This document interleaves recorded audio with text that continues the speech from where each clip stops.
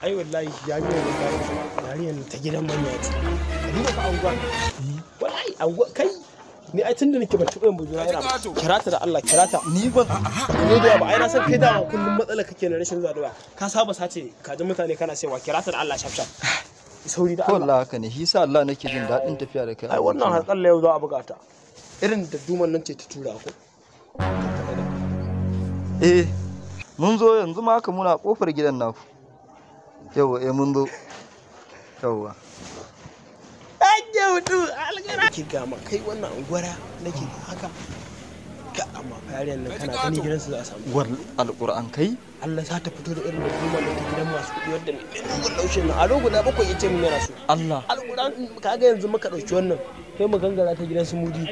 mu ajiye mai ita mu sayan mar da ita kai da kasan aiki dan gari warrai kwa ga ta nan ai ga ta nan zuwa kai ta nan